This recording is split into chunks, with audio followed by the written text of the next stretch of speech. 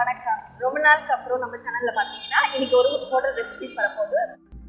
இன்னும் நம்ம மணப்பெண் சமையலை சப்ஸ்கிரைப் பண்ணாதவங்க வீடியோ கீழே இருக்க ரெட் கலர் சப்ஸ்கிரைப் பட்டனை ப்ரெஸ் பண்ணுங்க. பக்கத்தில் இருக்க பெல் ஐக்கானை கிளிக் பண்ணி ஆல் செலக்ட் பண்ணிங்கன்னா உங்களுக்கு மணப்பெண் சமையலோட நோட்டிஃபிகேஷன் கரெக்டாக உங்களுக்கு அப்டேட் ஆகும்.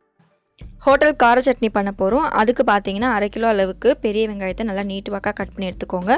கூடவே பார்த்தீங்கன்னா 100 கிராம் அளவுக்கு குண்டு காஞ்ச மிளகாய் எடுத்துக்கோங்க. அது கூடவே பார்த்தீங்கன்னா 3 முழு பூண்டு வந்து தோலோடு சேர்த்துக்கோங்க.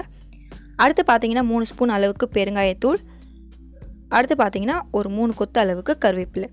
இது எல்லாத்தையுமே ஒரு பிளேட் எடுத்து வச்சுட்டு கடாயை வச்சுட்டு அதில் 5 கரண்டி அளவுக்கு சமையல் எண்ணெய் வந்து விட்டுக்கோங்க. விட்டுட்டு இது கூட பார்த்தீங்கன்னா 3 ஸ்பூன் அளவுக்கு கடலைப்பருப்பு, 3 ஸ்பூன் அளவுக்கு உளுத்தம் பருப்பை வந்து எண்ணெய் நல்லா காஞ்ச பிறகு சேர்த்துக்கோங்க.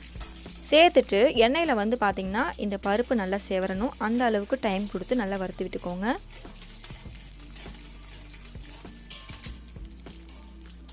பருப்பு நல்லா செவந்த பிறகு நம்ம பிளேட் எடுத்து வச்சுருக்க வெங்காயம், குண்டு காஞ்ச மிளகாய், கருவேப்பிலை, பெருங்காயத்தூள், பூண்டு, இது கூடவே பார்த்தீங்கன்னா கல் உப்பும் சேர்த்துருக்காங்க.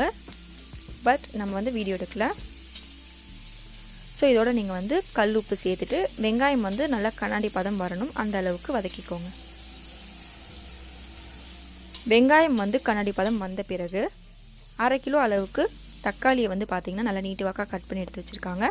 இதையும் வந்து அதோட சேர்த்துக்கலாம்.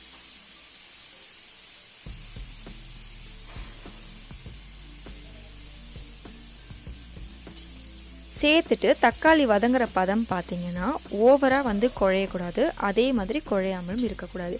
பாதி தக்காளி மட்டும் பார்த்திங்கன்னா ஓரளவுக்கு பேஸ்ட்டாக வரும். அந்த அளவுக்கு டைம் கொடுத்து நீங்கள் நல்லா வதக்கிக்கோங்க. இது வதங்க பார்த்திங்கன்னா கிட்டத்தட்ட ஒரு 10 நிமிஷம் ஆகும். இப்போ பார்த்திங்கன்னா நமக்கு அந்த பக்குவம் கிடச்சிருச்சு. ஓரளவுக்கு தக்காளி வந்து நல்லா குழஞ்சி நமக்கு கிடச்சிருக்கு. இப்போ இதை வந்து நல்லா வந்து நம்ம ஆற வச்சுட்டு அதுக்கப்புறம் நம்ம மிக்சியில் போட்டு அரைக்க போகிறோம். ஒரு மிக்ஸி ஜார் எடுத்துகிட்டு நம்ம வதக்கி வச்சுருக்க கார சட்னியோட கிரேவியை போட்டு நல்லா அரைச்சிக்கோங்க. அரைச்சிட்டு நீங்கள் வந்து எந்த பாத்திரத்தில் ஊற்றணும்னு நினைக்கிறீங்களோ ஊற்றிட்டு தேவையான அளவு சட்னிக்கு ஏற்ற மாதிரி தண்ணி விட்டு நீங்கள் ரெடி பண்ணிங்கன்னா உங்களுக்கு சூப்பரான கார சட்னி வந்து ரெடி ஆகிடும். கண்டிப்பாக நீங்களும் வீட்டில் ட்ரை பண்ணி பார்த்துட்டு எப்படி இருந்ததுன்னு எனக்கு சொல்லுங்கள். இது வந்து ஹோட்டலில் செய்யக்கூடிய கார சட்னி. அங்கேருந்து லைவாக நாங்கள் உங்களுக்காக ஷூட் பண்ணி போட்டிருக்கேன். ஸோ கண்டிப்பாக வீட்டில் ட்ரை பண்ணி பார்த்துட்டு எப்படி இருந்துச்சுன்னு நம்ம சேனலுக்கு கமெண்ட் கொடுங்க. மறக்காமல் நம்ம சேனலை சப்ஸ்கிரைப் பண்ணிவிடுங்க. பக்கத்தில் இருக்க பெல் ஐக்கானையும் ப்ரெஸ் பண்ணி வச்சுக்கோங்க.